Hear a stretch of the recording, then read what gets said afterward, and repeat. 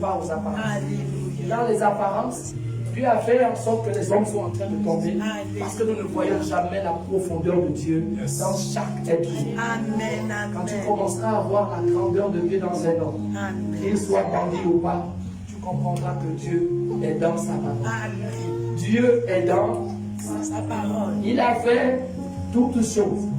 Il a fait les bandits, les jeux que sauver ce matin. Il a fait aussi des hommes intègres. Mais dans tout ça, qu'est-ce que tu retiens de la création de Dieu? C'est que, tout comme les doigts de ta main, nous ne sommes pas tous égaux. Il y en a qui sont plus petits, il y en a qui sont plus grands. Mais ce n'est pas une raison pour toi qui es plus grand d'accuser un plus petit. Bien aimé, ce n'est pas parce que quelqu'un est petit qu'il n'est pas l'avenir d'une famille. La taille ne te montre pas la grandeur de quelqu'un. La taille n'a jamais montré la grandeur d'un homme. La grandeur d'un homme est cachée dans son cœur. La grandeur d'une femme est dans son cœur. Bien aimé, tu peux avoir des beaux vêtements et masquer une sale vie. Tu peux vivre dans une maison décente et cacher une sale vie. Mais tout ce que Dieu a mis en toi est résumé dans ton cœur. Amen, amen, amen. Bien aimé, c'est juste. Il ne faut pas avoir pour chef quelqu'un qui t'aime. Il faut avoir pour chef quelqu'un qui te méprise, quelqu'un qui te déteste, quelqu'un qui te combat. Parce que la volonté de Dieu est qu'après le combat que tu mènes, tu finisses par triompher. Mais il n'y a pas de victoire sans triomphe. Il faut triompher.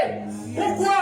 Il faut que tu sois digne de monter. De monter, pourquoi? Parce que les gens connaîtront ton témoignage. On saura qu'il sort d'un endroit où il n'a pas été aimé. Elle sort d'un endroit où elle a été combattue. Elle sort d'un endroit où la belle famille n'a pas facilité sa vie. Malgré cela, elle a été mariée. Elle sort d'un endroit où elle n'avait pas les diplômes qu'il fallait. Mais pourtant, elle a terminé à la tête de l'entreprise. Ça, c'est le plan de Dieu. C'est pourquoi ne te limite pas toujours à regarder les choses de la même manière. Nous sommes des hommes et des femmes, mais nous n'avons pas le même destin. Nous sommes des hommes et des femmes, mais nous n'allons pas terminer aux mêmes endroits. Bien aimé, quand je viens à l'église et que je vois une fille avec des cheveux comme ça au portail, je veux dire que c'est une église de délinquants. Je veux dire que l'homme de Dieu est un ancien braqueur. Je veux dire que c'est un fumeur de chanvre. C'est une église où il n'y a aucun responsable. C'est sûrement tous des voyous. Mais bien aimé, derrière cette coiffure, il y a aussi la gloire de Dieu dedans. C'est ça aussi la parole. Yes! Ça, c'est Dieu qui parle de ça. Yes! Bien aimé, la gloire de Dieu n'est pas dans les apparences. Bien aimé, quand je suis un homme et que je rencontre une fille comme ça dans la rue, je vais dire, mon Dieu, quelle prostituée. Je vais dire, quelle fille facile. Je vais dire, elle n'a pas honte aussi de se coiffer comme ça. Mais derrière cette coiffure, il y a aussi Dieu dedans.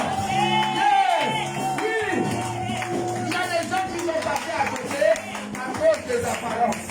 Mais Dieu ne mettra pas toujours sur ton chemin des gens qui te plaisent, des gens comme tu les aimes. Dieu mettra sur ton chemin des personnes qui ne te plaisent pas. Parce que quand quelqu'un ne te plaît pas, il y a la gloire de Dieu dedans.